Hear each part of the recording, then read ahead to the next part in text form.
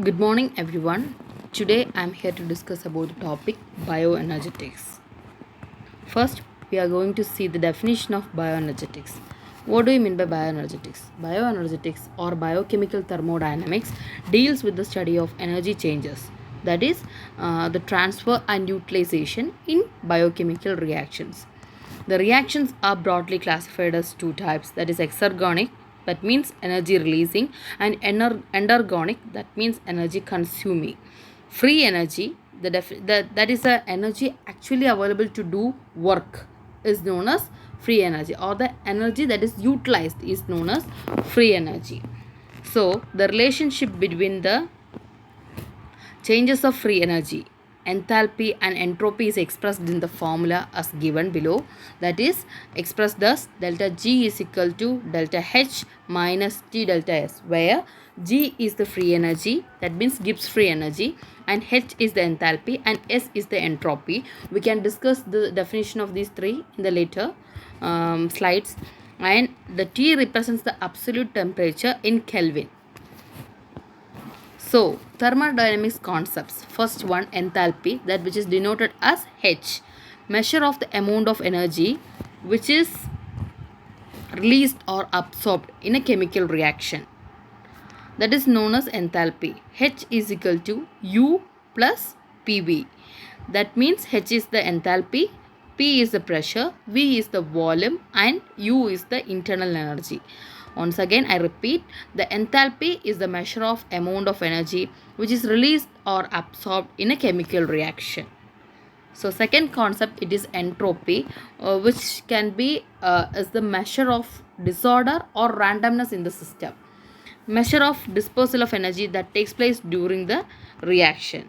G is equal to H plus Ts. T means temperature, H means enthalpy, and G means free energy. This equation is derived from the first equation itself. This figure shows first one which has low entropy. That means it has low randomness or disorder. Then second picture shows that it has high entropy, which means the level of disorder or randomness is higher in the second picture. So next slide, during a chemical reaction, heat may be released or absorbed, that we have discussed in the previous slides. That means the reaction may be exergonic or endergonic. Then enthalpy is a measure of change in heat content of the reactants compared to the products. Entropy represents a change in the randomness or disorder of reactants and products. So here it shows that what is free energy. Quantity used to measure the amount of available energy to perform the chemical energy. It is known as free energy. It is used to determine a reaction, either it is spontaneous or non-spontaneous, or which is in equilibrium. These three graphs shows the values of delta G, which varies according to the reactions. So in the first above graph, it shows that the spontaneous reactions where the delta G is less than 0. So which means the reaction is a spontaneous reaction. And in the below slide, below graph, it shows that it is a non-spontaneous reaction where the value of G is equal to greater than the 0. G means which denotes the Gibbs free energy. That is the energy utilized during the chemical reaction is known as Gibbs free energy. So in the middle graph, it shows that reactant is equal to, that is equilibrium with the products. Here the value is equal to 0 and the equilibrium is achieved. So the reaction is in equilibrium condition. So here the overall content of the slide is that spontaneous reaction in which the delta G is less than 0, and in the non-spontaneous reaction the delta G is the more than 0. So concept of free energy. Amount of energy available during the chemical reaction to do the cellular work is known as the free energy. Then first developed by William Gibbs in 1870s, and hence free energy is denoted as delta G, that is Gibbs free energy. Gibbs free energy means thermodynamic quantity that determines spontaneous and non-spontaneous reaction. Equation we have already discussed in the first slide, that is delta G is delta H minus T delta S, where G is the Gibbs free energy, H is the enthalpy energy, T is the temperature, and S is the entropy changes. Here the picture shows the chemical energy, that means what we are intaking, that means the molecules, biomolecules, etc., which we are intaking is converted to the energy. So carbohydrates, fats, others, what we are intaking, which is converted to the ATP, which is a energy currency in our body, which is the main source of energy which supplies to the body, and after metabolism it releases the heat. So here in another way, this chemical energy that it is converted in ATP to metabolism, and it is released as heat. In other way, it is converted to chemical waste and heat, that means carbon dioxide and water, which is the metabolic waste products that are excreted. So this is the concept of free energy. And then we have already discussed that two types of reaction, that is endergonic and exergonic reaction. Exergonic reaction, which is also known as spontaneous if delta G is less than 0, and endergonic reaction, it is non-spontaneous if delta G is greater than 0. Here exergonic means we have already discussed that the energy is released. Endergonic reaction, where the energy is consumed or utilized by our body.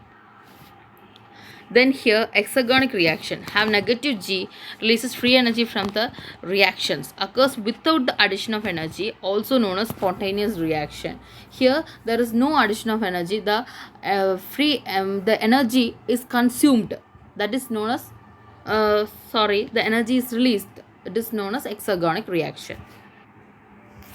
Occurs without the addition of energy, also known as spontaneous reaction. Example, in cellular respiration, oxidation of glucose leads to carbon dioxide and water. That is given below. And here the delta G is equal to minus 3012 kilowatt per joules. So it is an example for exergonic reaction. There's here the graph shows that free energy in the x-axis and progress of action in the x-axis, and free energy in the y-axis, where reactants are given after the products are formed.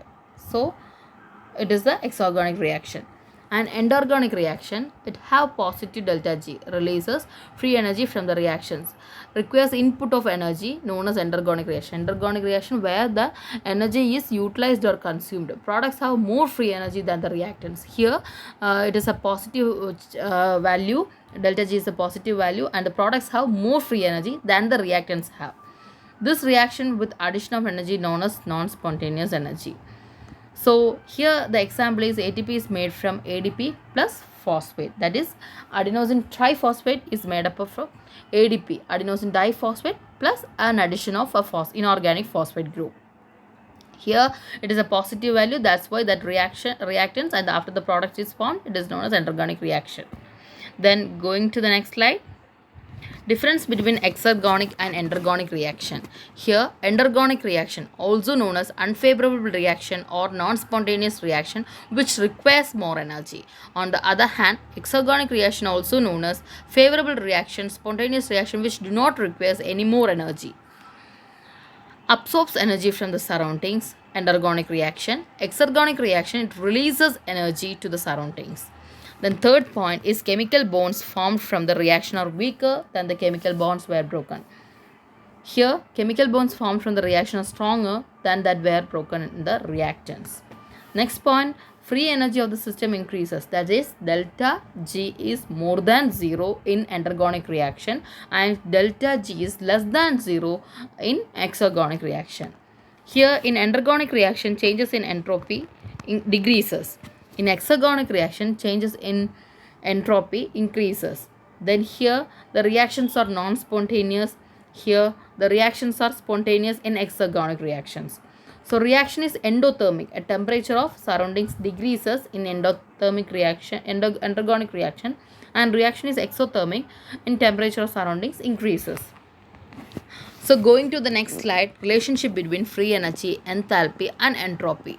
Free energy, also known as energy available to initiate a chemical process under constant pressure and temperature, also known as Gibbs free energy. As per Gibbs energy, driving force of chemical is of two components, drive towards stability and drive towards disorder. These all are the examples and the concept which have we discussed, which we already discussed in the first 2 or 3 slides. These are all the concepts based on that. So here the relationship between free energy, enthalpy and entropy is given. That is, free energy, also known as energy available to initiate a chemical process under constant pressure and temperature, or the energy that our body utilizes to perform a certain chemical reactions, that is known as free energy. Delta G is equal to delta H minus T delta S. Delta H drive towards stability, that is known as enthalpy. T is the temperature. Delta S is a drive towards disorder or randomness, that is known as entropy. And delta G, net driving force of chemical reaction. Value of delta G dependent on temperature, pressure, concentration of reactants and the products. The value of G is dependent on the following factors, that is, which is involved in the chemical reaction. That the factors are the temperature, the pressure, the concentration of the reactants and the concentration of the products. Then main point, what the G gives free energy with the 0 related to. If delta G is less than 0, the reaction is spontaneous. If delta G is more than 0, the reaction is non-spontaneous. And if delta G is equal to 0, the reaction is at equilibrium. These all three we have discussed in the previous slide, which shows with the graph. So therefore the free energy expression provides a relationship between enthalpy, entropy, etc. For a system at equilibrium, delta G is equal to 0, then the equation which derives from that is delta S is equal to delta H divided by T, which this equation is derived from the Gibbs free energy, the main equation. Then coming to the redox potential, which is denoted as E0, the oxidation reduction potential or simply redox potential is a quantitative measure of the tendency of a redox pair to lose or gain electrons. The redox pairs are assigned specific standard redox potential, that is E0 volts at pH 7 and 25 degrees Celsius. It is nothing but the where the oxidation reduction takes place. In that reactions, there is a quantitative measure of the tendency of redox pair, the groups which are involved in the redox reduction oxidation reaction, that group has the ability to lose or gain the electron, that is known as redox potential, and it is denoted by the simple E0. Then coming to the last concept in this slide, that is high energy compounds. The term high energy compounds or energy rich compounds is usually applied to the substances which possess sufficient free energy to liberate at least 7 calorie per mole at pH 7. So here the definition of high energy compounds means the energy compound which is usually applied to the substance which possess sufficient free energy to liberate at least 7 cal per mole at the pH 7. So the examples of high energy compounds are high energy phosphates, phosphoenol pyruvate, which has the free energy minus 14.8, carbamyl phosphate, which has free energy minus 12.3, cyclic AMP, adenosine monophosphate, which has minus 12.0, 1,3 bisphosphoglycerate minus 11.8, phosphocreatine minus 10.3, acetyl phosphate minus 10.3, S-adenosyl methionine minus 10.0, pyrophosphate minus 8.0, acetyl-CoA minus 7.7, and ATP, which is converted to adenosine diphosphate and inorganic phosphate, which has a value of minus 7.3. And the low energy phosphate, which has the opposite, ADP, which is again liberated as AMP, adenosine monophosphate plus inorganic phosphate, which has a value of minus 6.6. Glucose 1-phosphate, which has a value of minus 5.0. Fructose 6-phosphate, which has a value of minus 3.8. Glucose 6-phosphate, which has a value of minus 3.3. These are all the examples for high energy compounds. Classification of high energy compounds. There are at least 5 groups of high energy compounds. For example, the 5 groups are: first one, pyrophosphates. Example, ATP, adenosine triphosphate. Second one, acyl phosphates. Example for acyl phosphate group is 1,3 bisphosphoglycerate. Third one, enol phosphates. Example, phosphoenol pyruvate. Fourth one, thioesters. example acetyl CoA. Then fifth one, phosphogens, example phosphocreatine. These five groups are the examples for high energy compounds. Out of this, ATP, CAMP are the main important high energy compounds that we are going to discuss. Classification of high energy compounds. uh, just before we have discussed the classification, and the bonds with the examples are given here. Here comes the adenosine triphosphate. ATP is a complex organic chemical that participates in many processes found in all forms of life. ATP is often referred to as the molecular unit of currency of intracellular energy transfer. Here, an ATP molecule, the structure of ATP molecule is given. It is composed of an adenine, a ribose, and a phosphate group. That is known as adenosine triphosphate. This is the structure of adenosine triphosphate. We have already said there is an adenine group, a ribose, a sugar group, and a phosphate group that is present in the adenosine triphosphate. So, role of ATP or the significance of ATP.